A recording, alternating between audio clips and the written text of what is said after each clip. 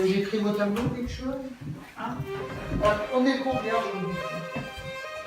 Jeudi, le 5. Ah oui, bien.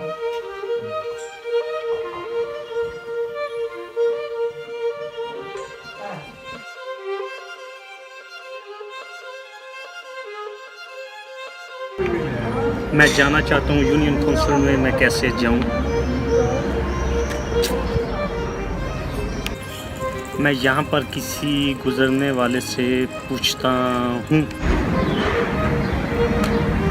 मोहतरमा माफ़ कीजिएगा, मैंने इस जगह पर जाना। माफ़ कीजिए सर, मैं इस जगह पर जाना। Non, non, non, merci. Non, non, merci. Arrêtez, vous les étrangers, arrêtez de nous harceler. Oh. Monsieur. माफ़ कीजिए सर, मैंने इस जगह पर जाना है। Vous ne parlez pas du tout le français. Vous ne comprenez pas le français. Du tout. Je vais vous donner une bonne adresse. AFPLI. Pour apprendre le français. AFPLI. 24 chemin des Bas-Manteaux à Nevers. Bonne adresse.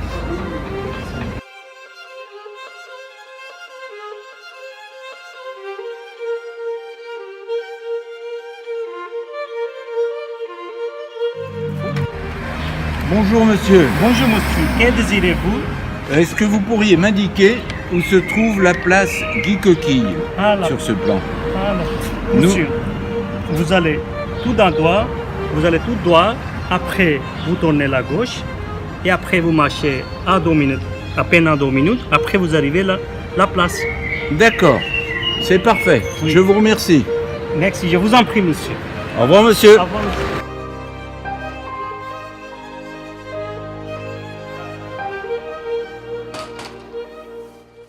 Yeah, in France, October 16 October. I just came to safe place from the beginning. My aim was to arrive in the safe place. Yeah. Before I was seeking to go to England because when I first arrived in France, they told me that the government of France, they don't give accommodation, so it's better to go to Calais. Then you will try to. Somebody told me that. Then, but later on, when the people of French said that they will give you accommodation, so you can stay here. They said like that. Then I prefer to be here. The government assigned me to stay as a teacher. It was not my plan. It was not my course. I don't know, but when they assigned me to teaching and learning process, it was not my profession. Then I stopped. Then I came to my home and then I just stay for some months. Then they came and then they arrested me. Then I just flew from my country. Note, est-ce que tu mesures le chemin parcouru en 3 ans depuis cette vidéo du journal du centre et aujourd'hui nous sommes chez toi à discuter dans ton appartement? Cette vidéo-là, c'était à Poitou au début 2016. Et après le mois de mars, j'ai déménagé à Nevers. Et j'ai toujours habité avec Kada. Moi, chez Kada, ça c'est une association. Et après, le mois de janvier 2017, j'ai eu mon titre de séjour et j'ai demandé un appartement. Et j'habite tout seul maintenant. Dans l'interview que nous venons de voir, tu parlais anglais. Et comment en es-tu arrivé à parler le français que tu parles maintenant et qui est très, très bon? J'étais toujours pressé pour parler français. Et quand je suis venu ici en Nevers, je suis allé à l'AFPLI directement. Et j'allais 3 jours par semaine. Est-ce qu'en plus de l'AFPLI, tu as travaillé seul? Et comment? J'ai appris aussi tout seul chez moi. Et j'avais pas internet forfait. Et j'ai téléchargé des vidéos à l'AFPLI. Et après, le soir, je regarde. Et le lendemain, j'ai fait la même chose. Et comme ça, j'ai appris beaucoup de choses. Moi, quand j'ai eu mon titre de séjour, j'ai décidé pour déménager dans d'autres villes. Mais Et après, j'ai réfléchi et j'ai dit, ben, comme je ne connais pas des villes, je connais Nevers, ben, par cœur, je connais Nevers. Donc, j'ai dit, je vais rester ici et j'apprends la langue. Et je vais faire une formation.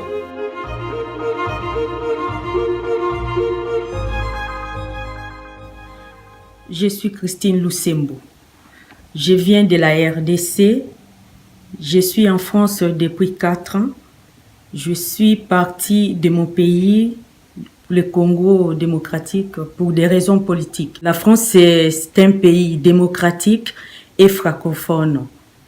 Je suis venue du Congo jusqu'à Paris. À Paris, il y avait un monsieur qui m'avait dit de prendre le train, d'aller jusqu'à Nevers-Gare. Et de Nevers-Gare, tu appelles les 115. Je suis appelée à les 115 et je suis partie au Prado.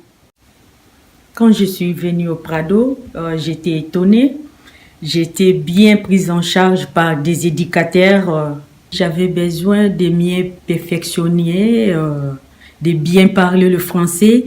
Et on m'a guidée ici à l'AFPLI pour apprendre, perfectionner aussi le français, pour m'aider aussi pour mes rendez-vous administratifs. C'est grâce à la CIMAD aussi, j'ai obtenu mes papiers.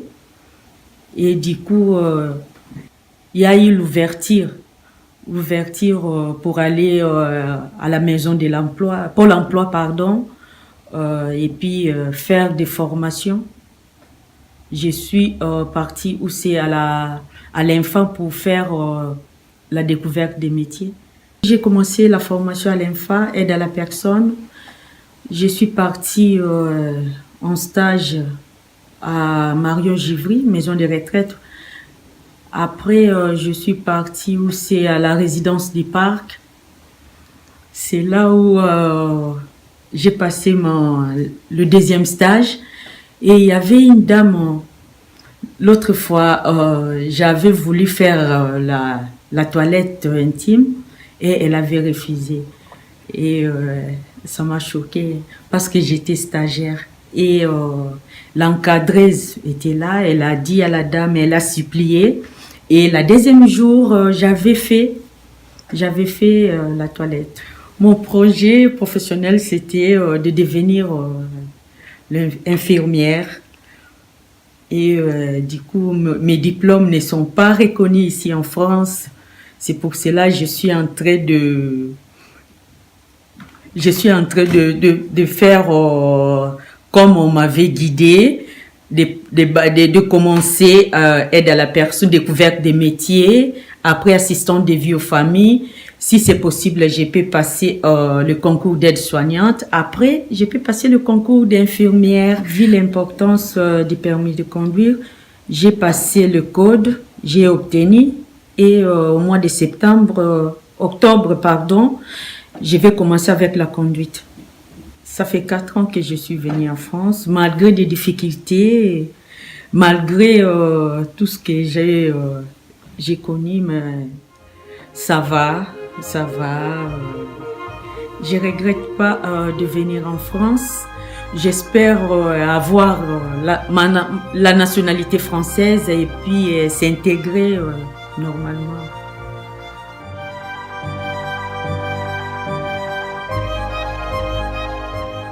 Bonjour, je m'appelle Asna, je suis arrivée en France en 2010.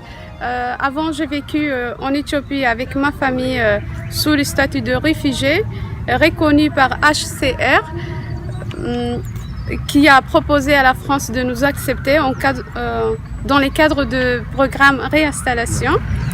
J'ai été accueillie avec ma famille par le CADA. Nevers, c'est une petite ville qui est très calme. Qui est très beau à la fois. C'est très facile de se faire des amis puisque c'est une petite ville. Quand je suis arrivée à Nevers, j'ai eu une grande difficulté par rapport aux Français. J'étais perdue parce que je suis rentrée direct au collège Le Loge. C'est là où tout le monde parlait français et moi je me sentais perdue, seule. Je ne connaissais même pas un mot de français. Je suis allée en histoire géo, je suis allée aux maths et je ne comprenais rien. J'avais 1 heure d'études à part pour apprendre la langue française et ce n'était pas suffisant. C'est alors qu'on m'a indiqué que je pouvais aller en même temps à l'AFPLI pour perfectionner mon français. Je suis donc allée à l'AFPLI 2 heures par semaine en plus de mes cours de collège. Je suis restée au collège de Loges de la classe de 4e jusqu'à la 3e. Après la classe de 3e, je suis allée au lycée de Plany pendant 2 ans. Pendant ces 2 ans, j'ai effectué de nombreux stages en maison de retraite, en hôtellerie et dans des commerces. Mon premier stage, je l'ai fait en maison de retraite. C'est là qu'un jour, un vieux monsieur m'a pris la main brusquement et il m'a demandé « Qu'est-ce que tu fais ici en France ?» À cette époque, je ne parlais pas encore la langue française et c'était mon premier stage. Je n'ai pas pu lui expliquer pourquoi j'étais là. J'ai fait mon 2e stage en commerce au magasin de jouets. Donc je faisais mise en rayon, accueil, en caisse. Au moment de cet stage, je ne parlais pas encore très bien français et ma patronne m'a dit d'ouvrir la porte du magasin pour que les clients puissent rentrer. Et au lieu d'ouvrir la porte, j'ai ouvert les vitres du toit et ils étaient tous morts de rire. Après mes stages, j'ai trouvé un travail en restaurant en tant que serveuse. Je travaille ici depuis 3 ans en CDI. Ce travail me permet de prendre l'indépendance, de payer mon permis. Mon but, c'est d'avoir la nationalité française parce que j'aime la France et j'adore la France et parce que la France est un pays avec un grand cœur. Je me sens chez moi en France. J'ai déposé une 2e demande et j'attends la réponse.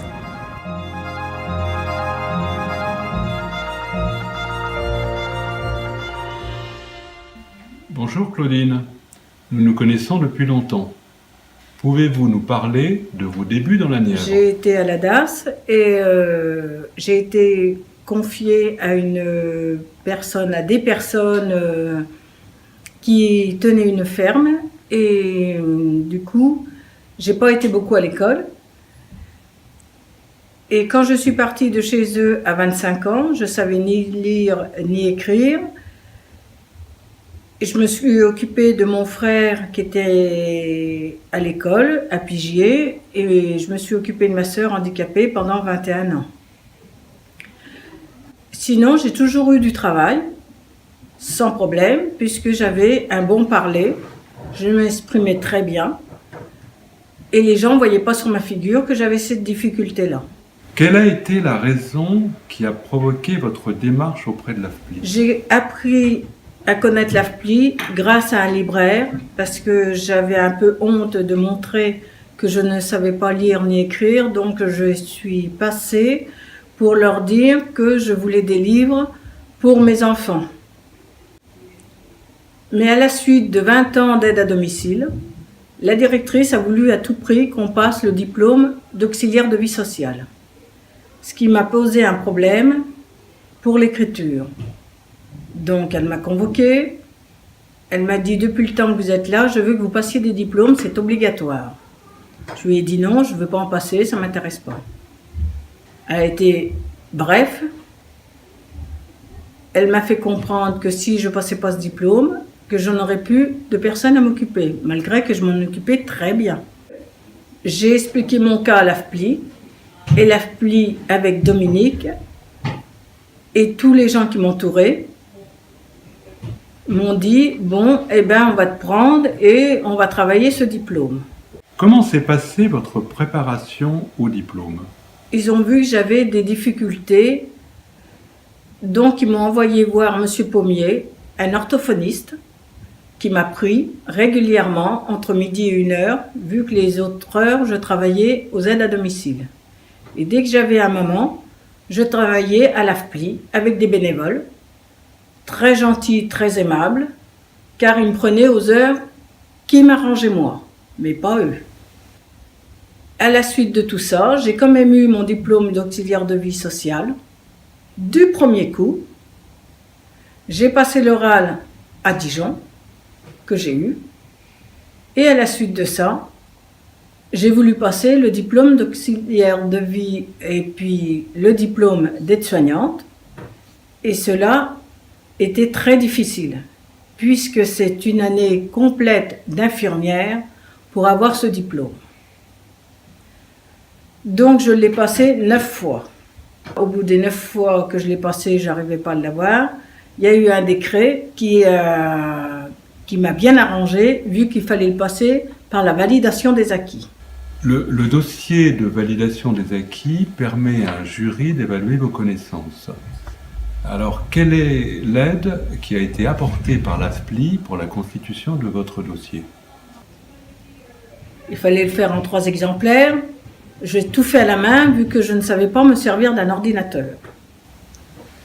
J'ai fait avec Dominique tous les gens qui m'entouraient, les bénévoles.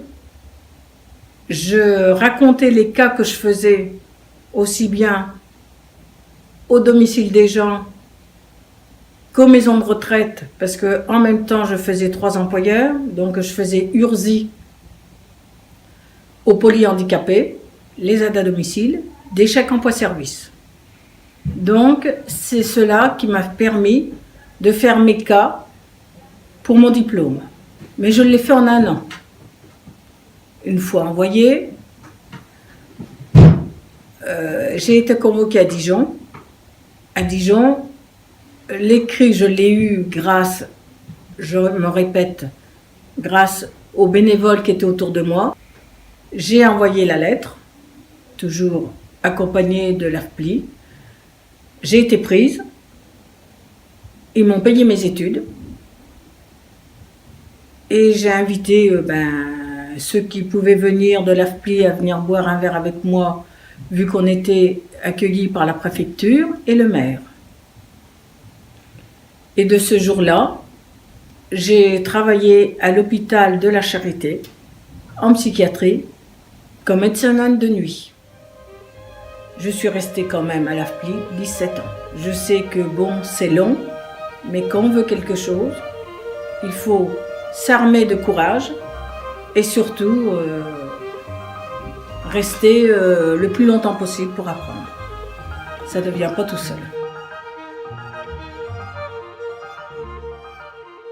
Je m'appelle Cristobal Rodriguez, je suis d'origine chilienne, j'habitais à Santiago. Je suis arrivé en France en novembre 2009 et puis aujourd'hui je suis marié, je suis père de 2 enfants et puis j'habite encore à Nevers. La raison pour laquelle j'habite à Nevers, c'est parce que c'est ici que ma femme habitait. J'ai pu rencontrer ma femme lorsque je voyageais en Australie. Elle m'a incité à venir en France et puis moi je me suis dit pourquoi pas. Je ne connaissais pas du tout l'Europe. J'avais encore envie de voyager et puis découvrir une autre culture. Et donc voilà, donc je suis arrivé en France pour rejoindre en fait ma future femme. Voilà. À l'époque elle n'était pas ma femme, mais aujourd'hui elle est ma femme. Quand je suis arrivé à la AFPLI, je ne connaissais pas du tout les Français. Je devais connaître à l'époque 2 mots. 2 mots que j'ai pu connaître grâce à ma grand-mère, qui est d'origine française. Elle habitait en Valence. À la AFPLI, je passais 8 heures par semaine avec différents professeurs. Et puis j'ai passé beaucoup de temps aussi à la maison pour faire les devoirs et puis m'entraîner à la lecture et puis à l'écriture du français. Donc une fois que j'avais pris le français, on va dire que j'étais très content parce que ça m'a permis justement d'enrichir les contacts que j'avais déjà avec Acquis Connaissances, puis faire d'autres rencontres aussi avec les Français, quoi. Ça m'a permis de découvrir à fond une nouvelle culture. Et puis au bout de cette année que j'ai appris le français, j'ai pu commencer aussi à chercher du travail. Voilà, le fait d'avoir trouvé du travail m'a permis aussi de faire des rencontres, de découvrir des métiers qui étaient très intéressantes. Donc j'ai pu trouver des postes dans l'éducation, un milieu que je ne connaissais pas du tout. Et au fur et à mesure que je commençais à travailler dans ce domaine-là, je commençais à me rendre compte en fait que c'était quelque chose qui m'attirait énormément et que je voulais justement participer plus à l'éducation. J'ai commencé à travailler en tant que... Enfin, les premières postes que j'ai trouvés étaient en tant qu'assistant d'éducation. Donc je suis parti assez loin, dans les Morvans, pour travailler avec des collégiens. Et cette expérience m'a permis de pousser, de faire ressortir les Français que j'avais à l'intérieur, parce que j'étais vraiment obligé de m'imposer, de me faire respecter devant les enfants. Et c'était très difficile justement parce que des fois je ne trouvais pas les mots corrects en fait pour m'adresser aux enfants. Mais voilà, ça c'est le côté négatif, mais le côté positif c'était justement que ça m'a fait travailler. Voilà, ça m'a poussé à développer les français. Et puis ça m'a permis aussi de beaucoup réviser les français les nuits, parce que je faisais aussi l'internat, donc les soirs je pouvais lire. Et puis donc j'ai fait 2 ans d'assistant d'éducation, et puis après j'ai eu des occasions pour donner des cours d'espagnol. Et à un moment donné, je me suis dit que je pouvais faire ces métiers, que j'avais envie de faire ces métiers. Et donc j'ai effectué plusieurs remplacements dans la Nièvre et puis dans d'autres départements. Donc je suis parti assez loin pour faire ces remplacements. J'ai fait plusieurs métiers qui m'ont permis de découvrir plein de choses sur moi, sur les gens, sur le monde. Donc j'ai pu partir, j'ai dû partir dans les Morvans aussi pour couper des sapins de Noël. Je suis parti pendant 2 semaines, c'était un travail très très dur. J'ai rencontré des gens magnifiques qui venaient un peu partout. Il y avait même un gars qui était venu en vélo de la Charité, voilà, pour vous dire. Et c'était tous français, hein. Donc ils étaient là pour couper des sapins de Noël. Et puis donc j'ai pu aussi travailler pendant l'été à l'office de tourisme de Nevers, donc c'est là, juste à côté du Palais Ducal. Pareil, donc j'ai pu rencontrer un groupe, une équipe magnifique, exceptionnelle, un groupe de filles qui m'ont accueilli comme si j'étais leur meilleur ami. Pareil, donc c'est une expérience qui m'a permis de développer les français à fond, parce que j'étais à l'accueil, je travaillais à l'accueil pendant l'été, j'étais obligé de parler en français en permanence. Et puis finalement, j'ai réussi à décrocher un poste à Nevers, donc un poste à l'année. Et voilà, j'étais très content d'avoir réalisé mon projet, mon rêve de devenir professeur d'espagnol.